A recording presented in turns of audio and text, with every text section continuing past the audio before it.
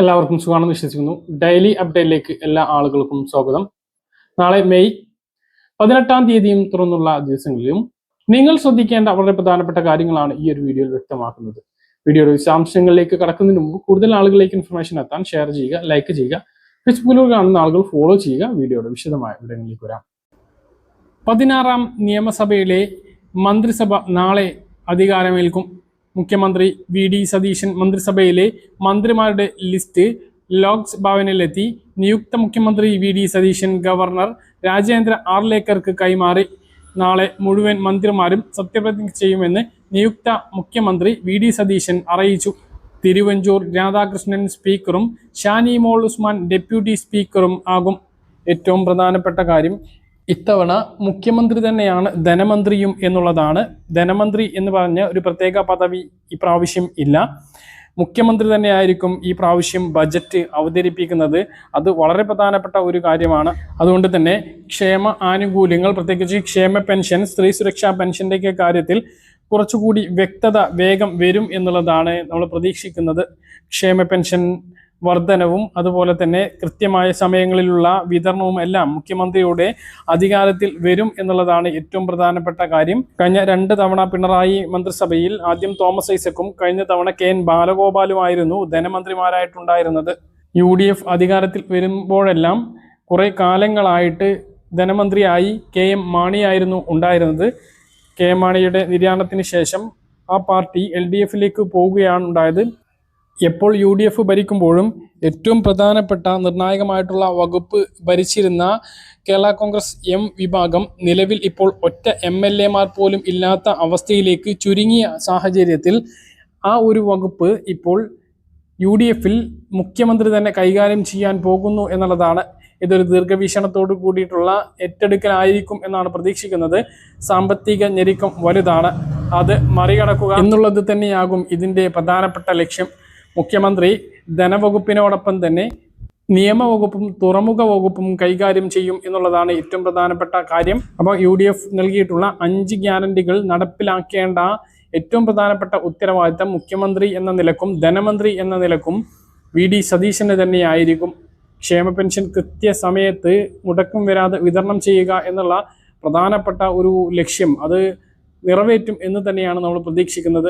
അതോടൊപ്പം തന്നെ കഴിഞ്ഞ സർക്കാർ തുടങ്ങുകയും 2 മാസം വിതരണം ചെയ്ത് നിർത്തലാക്കുകയും ചെയ്ത സ്ത്രീ സുരക്ഷാ പെൻഷൻ വീണ്ടും ആരംഭിക്കുന്നതും, അതുപോലെ തന്നെ കോളേജ് വിദ്യാർത്ഥിനികൾക്ക് എല്ലാ മാസവും 1000 രൂപ നൽകുന്ന പുതിയ പദ്ധതിയും പ്രഖ്യാപിക്കും എന്നുള്ളതാണ്. ആദ്യ ബജറ്റിൽ തന്നെ ഉണ്ടാകും അത്. അപ്പോൾ നേരത്തെ പറഞ്ഞ പോലെ തന്നെ ബജറ്റ് തയ്യാറാക്കുന്നതും അവതരിപ്പിക്കുന്നതും മുഖ്യമന്ത്രി വി.ഡി. സതീശൻ തന്നെ ആയിരിക്കും എന്നുള്ളതാണ് വളരെ പ്രധാനമായിട്ട്. ഇപ്പോൾ 21 മുഖ്യമന്ത്രി അടക്കം 21 മന്ത്രിമാരെ പ്രഖ്യാപിച്ചിട്ടുണ്ട്. സ്പീക്കർ, ഡെപ്യൂട്ടി സ്പീക്കർ എന്നിവരെയും പ്രഖ്യാപിച്ചിട്ടുണ്ട്.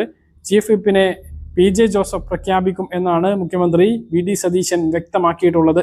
മന്ത്രിസഭയിലെ മന്ത്രിമാർ ഇങ്ങനെയാണ്: Ramesh Chennithala, Muraleedharan, K.C. Joseph, Anilkumar, Vishnunath, Bindu Krishna, Liju, O. Janees, Roji N. John, Siddique, Thulasi എന്നിവരാണ് കോൺഗ്രസ് മന്ത്രിമാർ.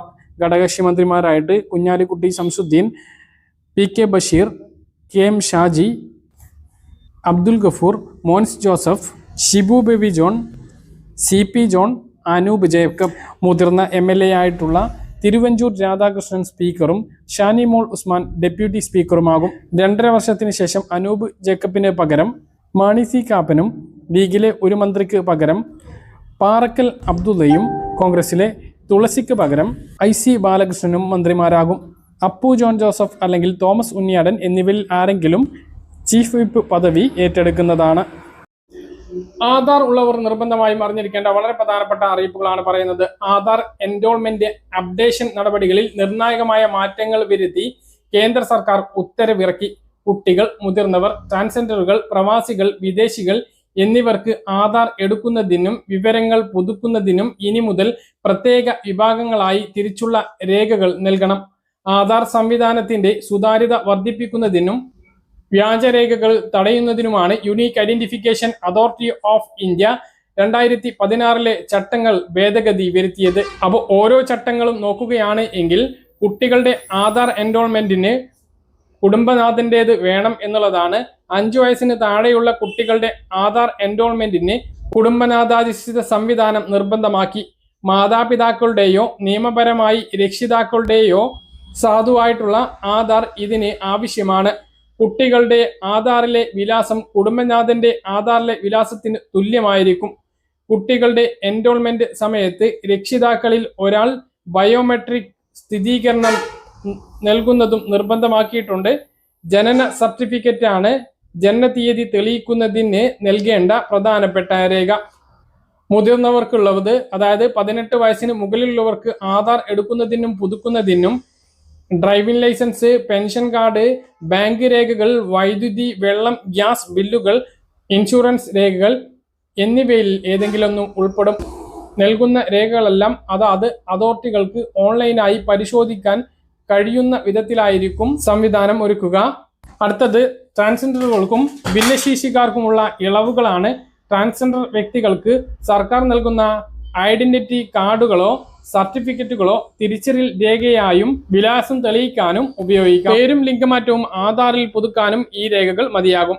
ഭിന്നശേഷിക്കാർ, അഗതി മന്ദിരങ്ങളിൽ കഴിയുന്നവർ, ശിശു സംരക്ഷണ കേന്ദ്രങ്ങളിലെ കുട്ടികൾ എന്നിവർക്കായി ജില്ലാ സോഷ്യൽ വെൽഫെയർ ഓഫീസർ നൽകുന്ന സർട്ടിഫിക്കറ്റുകൾ അംഗീകൃത രേഖയായി കുട്ടിയുടെ പട്ടികയിൽ ഉൾപ്പെടുത്തിയിട്ടുണ്ട്. ഇതുകൂടാതെ മറ്റ് പ്രധാനപ്പെട്ട ചില മാറ്റങ്ങൾ കൂടിയുണ്ട്. വിലാസം തെളിയിക്കാൻ രേഖകളില്ലാത്തവർക്കായി MP-മാർ, MLA-മാർ, തഹസിൽദാർമാർ, ഗസറ്റഡ് ഓഫീസർമാർ, പഞ്ചായത്ത് അധ്യക്ഷന്മാർ എന്നിവർ നൽകുന്ന സർട്ടിഫിക്കറ്റുകൾ നിശ്ചിത സാഹചര്യങ്ങളിൽ അംഗീകരിക്കും. നേപ്പാൾ, ഭൂട്ടാൻ പൗരന്മാർക്കും OCI കാർഡുള്ളവർക്കും നൽകുന്ന ആധാറിന് 10 വർഷത്തെ കാലാവധി ഉണ്ടാകും.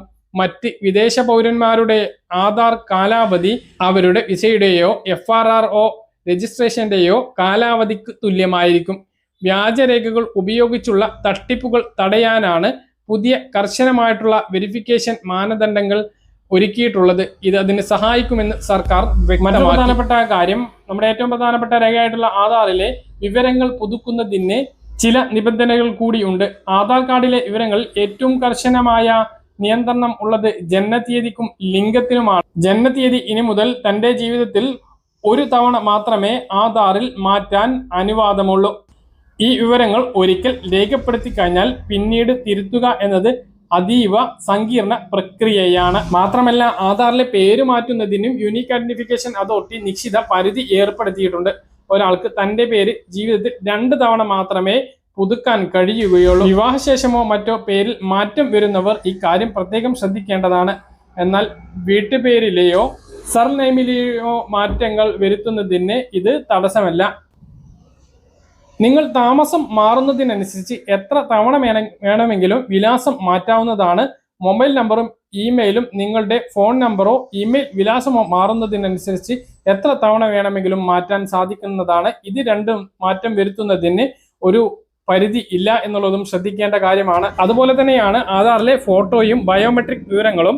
ആധാറിലെ ഫോട്ടോയും വിരലടയാളം, ഐറിസ് സ്കാൻ തുടങ്ങിയ ബയോമെട്രിക് വിവരങ്ങൾ എത്ര തവണ വേണമെങ്കിലും അപ്ഡേറ്റ് ചെയ്യാൻ സാധിക്കും. പ്രത്യേകിച്ച് കുട്ടികളുടെ ആധാറിൽ 5 വയസ്സിന് ശേഷവും 15 വയസ്സിന് ശേഷവും ബയോമെട്രിക് വിവരങ്ങൾ നിർബന്ധമായിട്ടും പുതുക്കേണ്ടതുണ്ട്.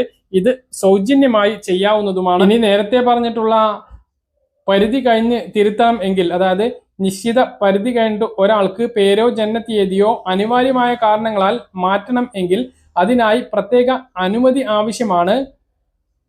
അപേക്ഷകൻ മതിയായ രേഖകളുമായി യൂണിക് ഐഡന്റിഫിക്കേഷൻ അതോറിറ്റിയുടെ റീജിയണൽ ഓഫീസിനെ നേരിട്ട് സമീപിക്കേണ്ടി വരും. ഇമെയിൽ വഴിയോ തപാൽ വഴിയോ അപേക്ഷ സമർപ്പിക്കാൻ സാധിക്കും എന്നുള്ളതാണ് വിവരം. ഇത്തരം അപേക്ഷകളിൽ ഉദ്യോഗസ്ഥർ വിശദമായിട്ടുള്ള പരിശോധന നടത്തിയതിനു ശേഷം ബോധ്യപ്പെട്ടാൽ മാത്രം തിരുത്തുന്നതിന് അനുമതി ലഭിക്കുന്നതുമാണ്. അപ്പൊ ആധാർ ഉള്ളവർ മുഴുവനായിട്ടും ഈ കാര്യം അറിയേണ്ടതുണ്ട്.